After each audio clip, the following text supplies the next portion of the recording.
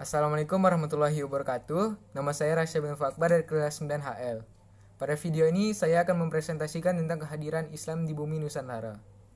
Oke, kita langsung ke video presentasinya.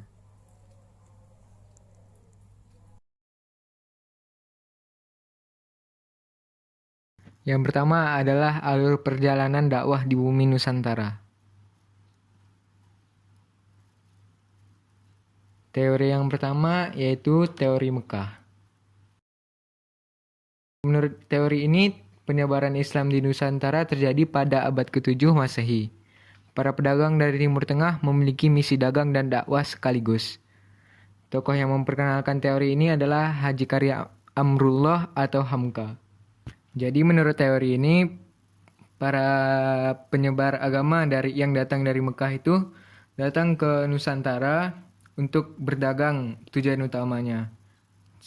Sambil berdagang, dia mendakwahkan agama Islam di Nusantara. Selanjutnya adalah teori Gujarat. Teori Gujarat ini terjadi pada abad ke-7 Hijriah atau abad ke-13 Masehi. Gujarat adalah sebuah wilayah di India bagian barat berdekatan dengan Laut Arab. Teori ini dikemukakan oleh J.P. Mokweta yang memberikan argumentasi dengan batu nisan Sultan Malik al-Saleh dari kerajaan Samudra Pasai. Menurutnya, batu nisan tersebut memiliki bentuk yang sama dengan nisan yang terdapat di Kambai, Gujarat. Jadi menurut teori ini, yang menyebarkan agama Islam di Nusantara itu bukan orang Arab langsung, tetapi pedagang Gujarat yang telah memeluk Islam terlebih dahulu, yang membuka hubungan dagang dengan orang Indonesia dibanding pedagang Arab. Yang ketiga adalah teori Persia. Teori ini dicetuskan oleh Husain Jajadiningrat, sejarawan asal Banten. Teori Persia ini mengatakan bahwa proses kedatangan ke Indonesia berasal dari daerah Persia atau Parsi, tepatnya sekarang di Iran. Teori Persia ini dibuktikan dengan adanya kesamaan budaya dan tradisi yang berkembang antara masyarakat Parsi dan Indonesia. Tradisi tersebut antara lain adalah tradisi merayakan 10 Muharram atau Asyura. Yang keempat adalah teori Cina. Tokoh pencetusnya yaitu Slamet Mulyana dan Sumanto Al-Qurtubi. Menurut teori Cina, proses kedatangan Islam ke Indonesia, khususnya Jawa, berasal dari daerah Cina. Sebagai pembuktian teori Cina ini, bahwa Raja Islam pertama di Jawa yakni Raden Patah dari Kerajaan Demak merupakan keturunan Cina. Berikutnya cara-cara dakwah di Nusantara. Yang pertama yaitu melalui cara perdagangan. Dilakukan oleh para pedagang Muslim pada abad ke-7 sampai abad ke-16 Masehi yang berasal dari Arab, Persia, dan India. Cara yang kedua yaitu melalui perkawinan. Sebagian pedagang Islam tersebut ada yang menikah dengan wanita pribumi, terutama putri bangsawan atau putri raja. Dari pernikahan itu mereka mendapat keturunan. Disebabkan pernikahan itulah banyak keluarga bangsawan atau raja masuk Islam, sehingga para pedagang tersebut menetap dan membentuk perkampungan Muslim. Yang ketiga adalah melalui pendidikan. Para mubalik mendirikan lembaga pendidikan Islam di beberapa wilayah di Indonesia. Mereka tinggal di pondok atau asrama dalam jangka waktu tertentu menurut tingkatan kelasnya. Setelah menamatkan pendidikan pesantren, mereka kembali ke kampung masing-masing untuk menyebarkan agama Islam. Melalui cara inilah Islam terus berkembang menyebar sampai daerah terpencil. Yang keempat yaitu hubungan sosial. Para mubalik menyebarkan agama Islam di Nusantara pandai dalam menjalin hubungan sosial dengan masyarakat. Islam mengajarkan umatnya untuk saling membantu dan saling meringankan beban orang lain, tanpa memandang kasta atau kedudukannya di dalam masyarakat. Dengan demikian, ajaran Islam semakin mudah untuk diterima oleh penduduk Nusantara. Dan yang kelima adalah kesenian. Sebelum Islam datang, kesenian Hindu-Buddha telah mengakar kuat di tengah-tengah masyarakat. Kesenian tersebut tidak dihilangkan, tetapi justru digunakan sebagai sarana dakwah. Contohnya seperti penggunaan wayang untuk menggelar pertunjukan. Penonton gratis untuk menonton pertunjukan wayang tersebut. Hanya saja penonton hanya diminta untuk mengucapkan 2 kalimat syahadat. Sebagian besar cerita dari wayang kulit tersebut dikutip dari cerita dari Hindu, seperti cerita Mahabharata dan Ramayana. Namun sedikit demi sedikit dimasukkan nilai-nilai ajaran agama Islam. Alasan Islam mudah diterima di Nusantara adalah yang pertama itu Islam itu cinta damai. Seperti yang kita lihat, Islam itu masuk tanpa adanya peperangan atau tidak ada cara dengan dipaksakan. Islam itu cinta damai. Jadi orang-orang di Nusantara, masyarakat di Nusantara itu mudah untuk menerima ajaran agama Islam itu. Karena tidak ada peperangan atau paksaan di dalamnya. Yang kedua, agama Islam itu sederhana. Maksudnya sederhana itu sangat mudah untuk dipahami, sehingga mudah untuk diketahui oleh para masyarakat Indonesia dan mudah diikuti ajaran-ajaran agama tersebut dengan mudah. Yang ketiga yaitu menghapus sistem kasta. Sistem kasta ini berlaku pada agama seperti Hindu dan Buddha. Agama Islam menghapus sistem kasta tersebut. Jadi, menurut agama Islam, semua manusia itu sama derajatnya. Sama-sama derajatnya setara semua manusia.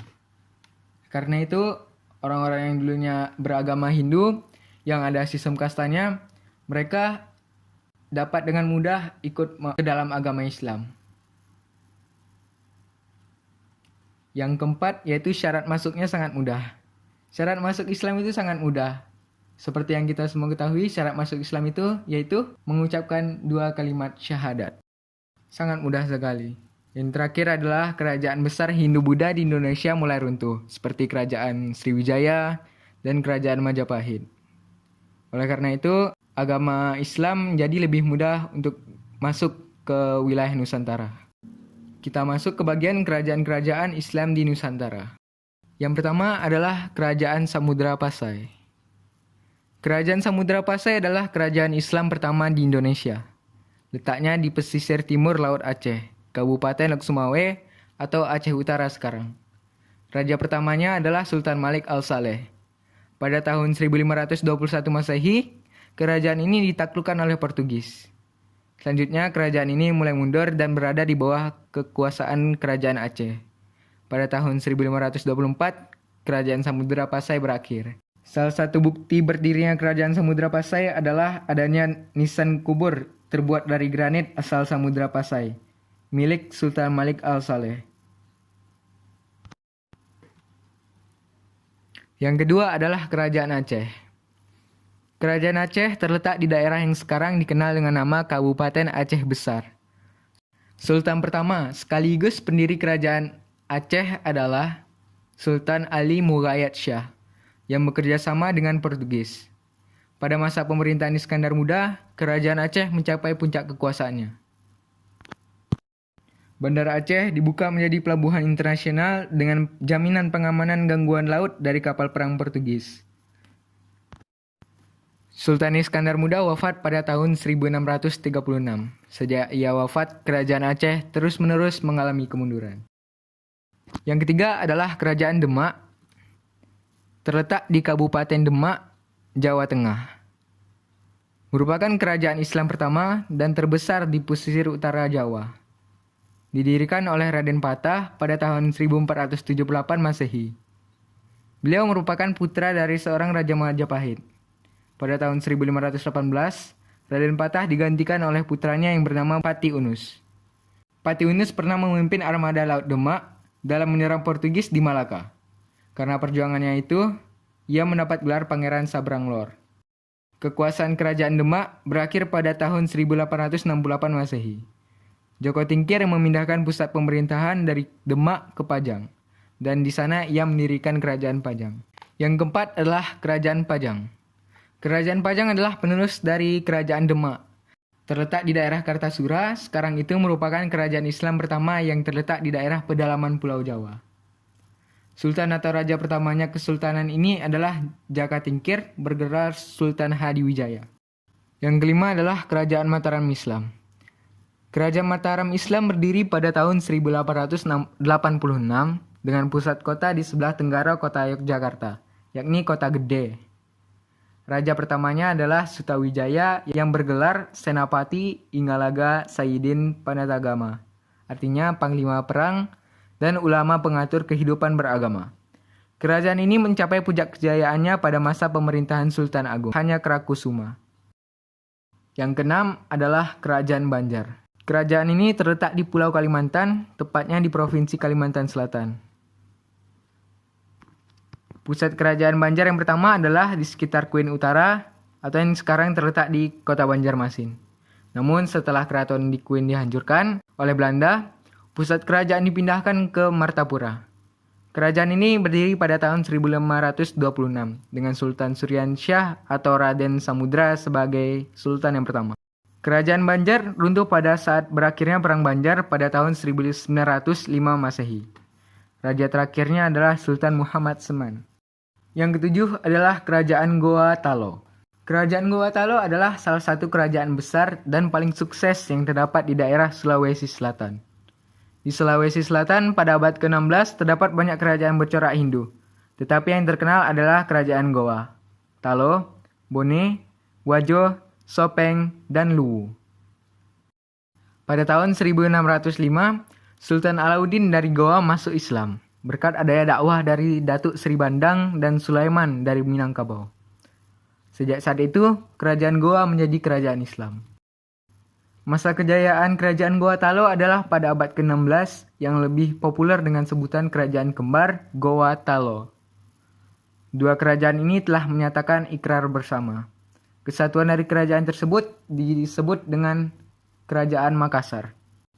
Puncak kejayaan Kerajaan Makassar atau Goa ini terjadi pada pertengahan abad ke-17, terutama di masa pemerintahan Manuntungi Daeng Matola Karaeng Ujung Karaeng Lakiung Sultan Malikul Said, atau dikenal dengan nama Sultan Malikus Said. Kekuasaan yang mengaruh Kerajaan Goa meliputi seluruh wilayah Sulawesi, bahkan kawasan timur di Indonesia. Kerajaan ini juga menjalin hubungan baik dengan kerajaan-kerajaan yang ada di Nusantara, bahkan sampai menjalin hubungan internasional. Setelah Sultan Malikul Said wafat, ia digantikan oleh Sultan Hasanuddin. Sultan Hasanuddin bersikap tegas dan tidak mau tunduk dengan Belanda.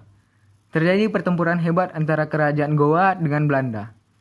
Pada bulan April 1655, pasukan Kerajaan Goa yang dipimpin oleh Sultan Hasanuddin berhasil menyerang Buton dan berhasil mendudukinya, serta menewaskan semua tentara Belanda di negara itu.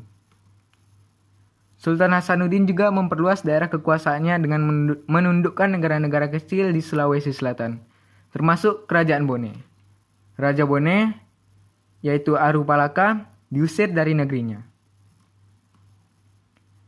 Antara Makassar dengan Belanda sering terjadi konflik karena persaingan dagang. Akhirnya, karena konflik tersebut, terjadilah peperangan. Dalam peperangan tersebut, Belanda sering mengalami kesulitan dalam menundukkan Makassar, sehingga Belanda memperalat Arupalaka, yaitu Raja Bone, untuk mengalahkan Makassar. Peperangan melawan Belanda dan bangsanya sendiri, yaitu bangsa Bone, membuat banyak kerugian bagi Kerajaan Goa.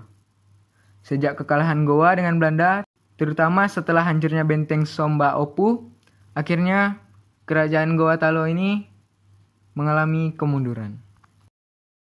Yang ke-8 adalah Kerajaan Ternate. Kerajaan Ternate berdiri pada abad ke-13. Ibu kota terletak di Sampalu, tepatnya di Pulau Ternate. Kerajaan Ternate adalah kerajaan yang paling maju di Maluku. Kerajaan Ternate banyak menghasilkan rempah-rempah, sehingga Ternate banyak dikunjungi oleh para pedagang dari luar daerah, sampai ke luar negeri. Menurut catatan Portugis, raja di Maluku yang pertama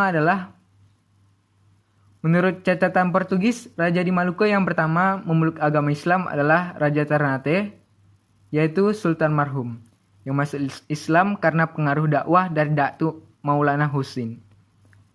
Setelah wafat, ia digantikan oleh putranya Zainal Abidin, yang memerintah dari 1495 sampai 1500 Masehi.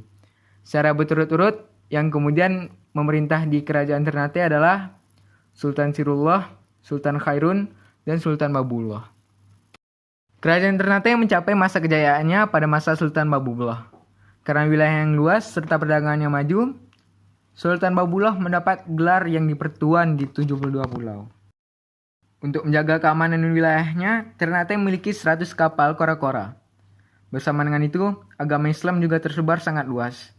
Kerajaan Ternate telah berhasil membangun armada laut yang cukup kuat sehingga mampu melindungi wilayahnya yang cukup luas tersebut. Namun setelah Sultan Babullah wafat, kerajaan Ternate mulai mengalami kemunduran. Yang kesembilan adalah Kerajaan Tidore.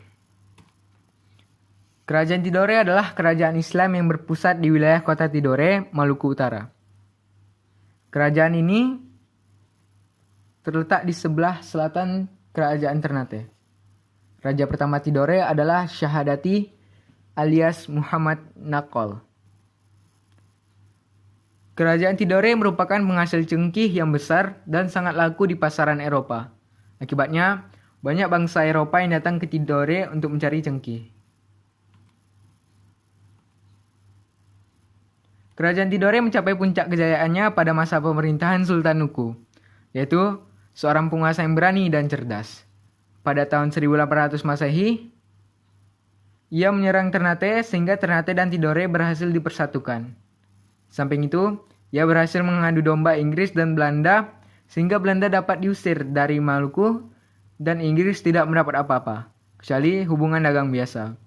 Sejak saat itu, Ternate dan Tidore tidak diganggu lagi oleh bangsa-bangsa dari Eropa seperti Portugis, Inggris, Spanyol, maupun Belanda. Pada saat itu, kerajaan Tidore mengalami zaman keemasan dan tidak terikat oleh bangsa manapun pada saat itu. Wilayahnya cukup luas, yaitu meliputi daerah Seram, Halmahera, Kepulauan Kai, dan Papua.